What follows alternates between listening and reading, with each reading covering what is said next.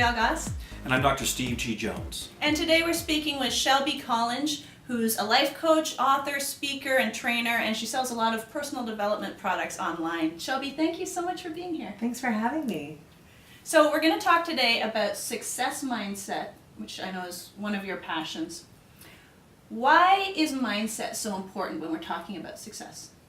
Because everyone has one, and the reality is that it'll either work for you or against you, and most people have it working against them a lot of the time, and they're not conscious of that fact. It's like they go on, they start a project, and then that voice kicks in saying, you'll never do it, you've never done it before, it's going to be hard, people won't believe you, you're not going to make the money you want, and it's like they believe that voice more than that initial idea voice that said, hey, let's try this, or let's go and start a business. Okay, well the little voice is part of them. So they trust it because, you know, they think it's their instinct or they think it's their intuition. So how do they overcome that little voice?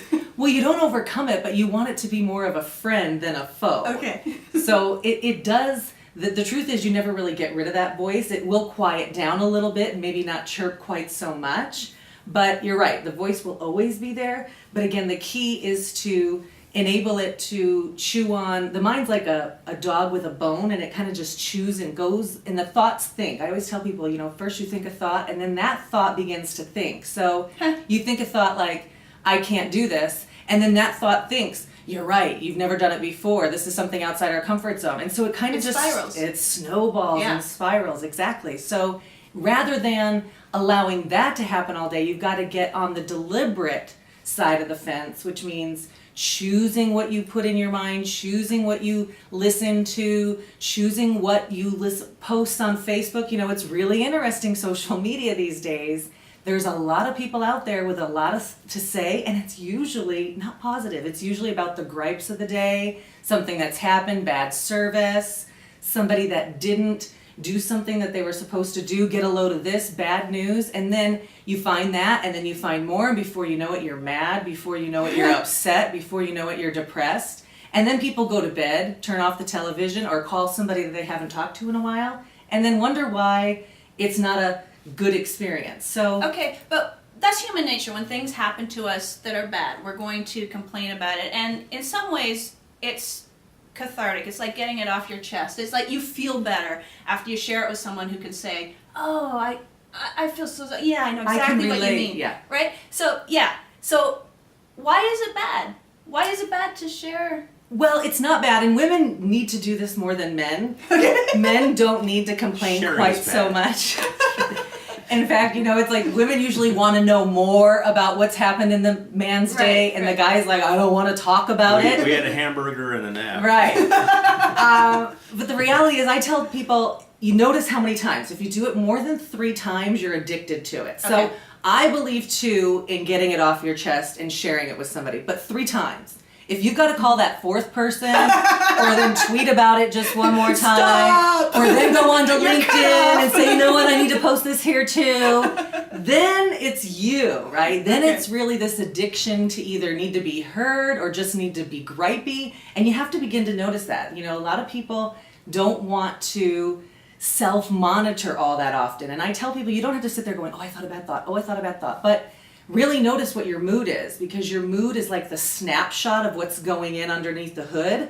And so if you're grumpy, or you get road ragey, or you have a short temper with the kids, that's all indicators that you've got a story going on or a thought process that is not a good one. Okay. So on the flip side of the coin, we've got the positive thinkers who will ignore the bad stuff that's happening. They'll be in denial and, oh no, life's just so wonderful. And, Wait, some people are actually that positive. If you deny it, it doesn't go away, right? Like you're really If you're faking you're it, putting then you're just putting a coat of white paint over a rotting fence. You're not really dealing with the issue. But some people are actually happy. Some people are. I- They say those things. Way to go for the happy people. It's okay to be happy Okay, and but post about it. That's right. I am, no. no, you are. But But for those who are and- faking it, no.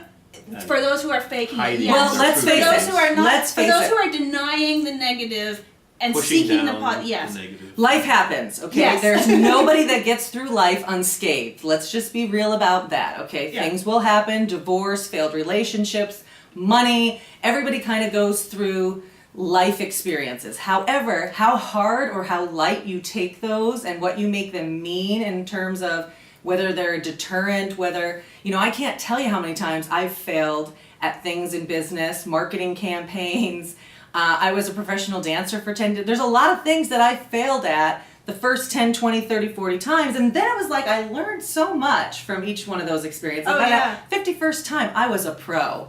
Yeah, And yeah. people usually give up before the third attempt. Okay. And it usually does take 11 attempts or more. So you really have to kind of think about, you don't want to get deterred like, oh, life's over, but you don't want to sugar paint anything that happens. I tell people if it's happened more than 3 times, then you're the common It's denominator. that magic 3. It really Now, is. if what's happened more than 3 times? The postings? Or Well, or the negative experience, like she was talking The about. repeating patterns. The repeating things like, with. What do you mean exactly happening?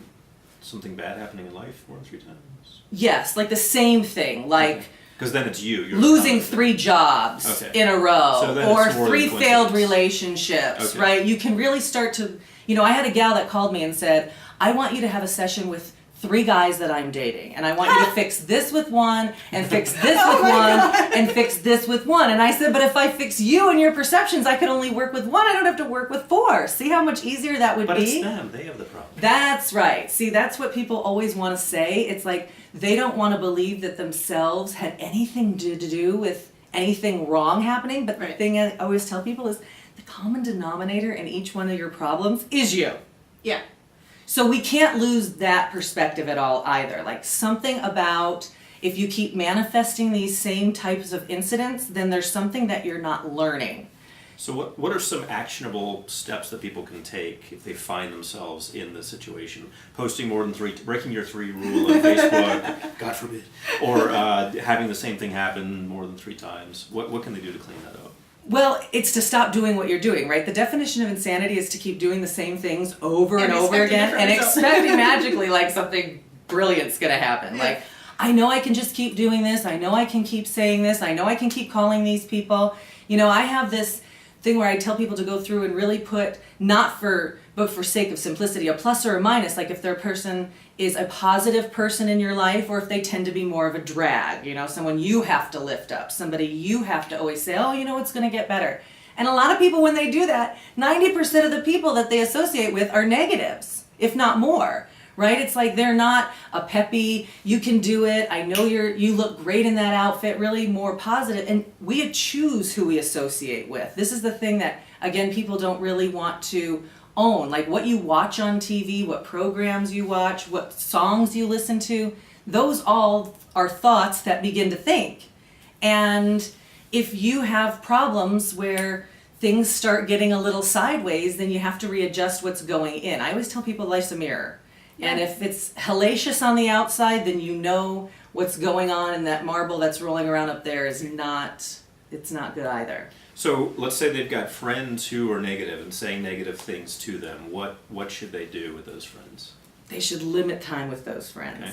They should seek out, like again with social media it makes it easy too, right? You can find positive groups. You can find people that are looking at the brighter side of things.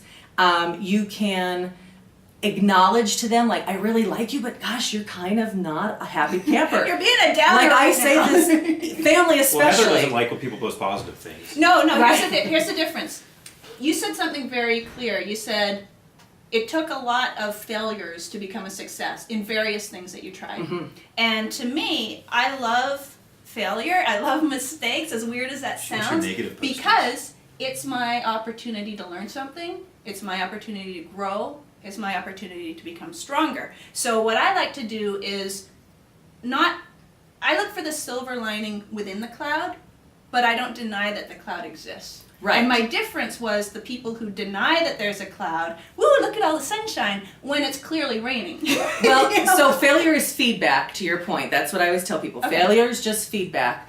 But the key to remember is that we have to take 100% responsibility for what's happening in our lives. Because Okay. if you don't, then you are absolutely powerless to change anything. Yeah. And this really goes back to, if everybody you are associating with is negative, then that's a choice you are making. Or fake Yeah. positive. Or fake positive, and that has consequences.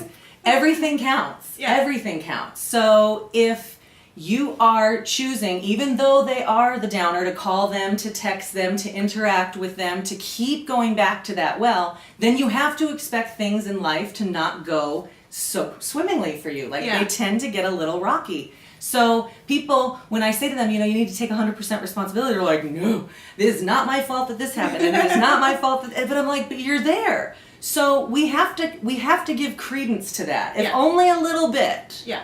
And like the example with the gal wanting to change the 3 men, we changed her perception, and it was like, oh, that, boom, all 3, I didn't have to meet with those 3 other people. But again, we always want to say it's their problem. If we're noticing it, then it's our problem, because now it's on my dial. Right. Yeah. Okay. Well, I was going to ask. So can I talk? Yeah. So the question. So the actions that they can take. I want to make sure everybody's got something they can do. So limit your negative friends and your fake positive friends, perhaps. What else can they do? Notice. See, you cannot do something that doesn't serve you consciously. So if you really watched yourself smoking a cigarette in the mirror, or really watched yourself drinking or becoming intoxicated, there's a part of your brain that would look at this differently. But a lot of us, we do everything so habitually we're not even conscious. And there's that denial again. That we're doing it. Which is where the denial comes in, right? Because it's like, no, I didn't do that. It's Yeah. like, you don't even know that you're doing it. Yeah. That's my mom. I love her, but she doesn't even know that she goes about everything first. That's her first reaction. Oh, is that's melt. my mom too. Is melt. Yeah. My first reaction is, no matter what it is, we can handle this. And so between the two of us, it's like, I want to wring her neck, and she's like, can you have any feelings? And it's like, you know, but everybody learns differently. But the fact of the matter is, she suffers by what she does. So noticing, hey, you know what? This has happened to me before. I have had this same experience 13 times. Maybe I have something to do with it. Maybe I'm 10 over the limit. Right? Over the posting limit? Over the pattern limit. Yes, It's still the free. posting Yeah. pattern, yes. Right. Posting patterns, yeah. That's a real habits, whatever easy it one is. that people can start to notice. The phone calls too. Who you call when things hit the fan. Maybe start reversing who you call. Maybe, What do you mean by reversing? well, like maybe if you call the best friend, that'll be like, oh, I so know what's happening. I agree. That happened to me last night. Blah, blah. You know, call the one at the bottom of the list that you usually call 10th in line. Call them first and see if you get a different response, right? Because again, if we keep doing what we keep doing, we'll keep getting what we've got. So we have to change that. But again, noticing is the first step. It's kind of like they say in addiction, you know, acknowledging it, admitting it is like one of the first things. They're saying, hey, I need help with this. And a lot of people are like, no, my life's great. Even though everything's falling apart. It's like, no, I had nothing to do with it. I wouldn't change a thing. And it's like, really? Really? You got to get honest about if things aren't working, and really honest. At the very least, you attracted it and you allowed it. Whatever's been happening. Even if you can say, oh no, he did this, she did the whatever.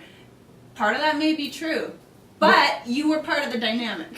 Well, being as though it landed in your reality, there's Yeah. something in it for you, right? Right. People want to just say, oh, that just was happenstance. It's like, but it happened. So Yeah. there's something in it. And I tell people, if you don't learn it, it comes back in uglier ways in later days. You do not get to skip the life lesson.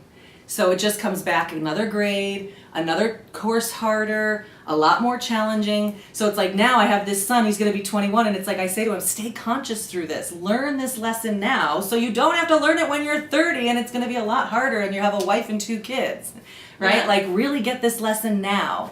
And a lot of us don't want to do that. We just rather pull the covers over our eyes, say, no, I don't have an issue, I want to avoid it. And then it comes back, 3 years later again. So in terms of the success mindset that you get people into, so one thing is eliminate that, eliminate excessive exposure to negative friends or fake positive friends, and be conscious of it. What else would you say is important as far as success mindset goes? I would say, get some outside perspective. There's books, you could follow people like me on Twitter, get around people that are going where you want to go and thinking the way you want to think. That's the key too, is a lot of people want instant results but don't want to invest anything of their time, of their money. So, there's lots of professionals that can help, and websites you can go to, and free materials. And remember, if it's to be, it's up to me. That's what you got to tell yourself. I like it. Where can That's people awesome. hear more about you and learn more about you? And follow you on Twitter. Yeah. ShelbyCollinge.com. Awesome. Thank you, Shelby. ShelbyCollinge.com. Thanks, Shelby. Thank you, Steve.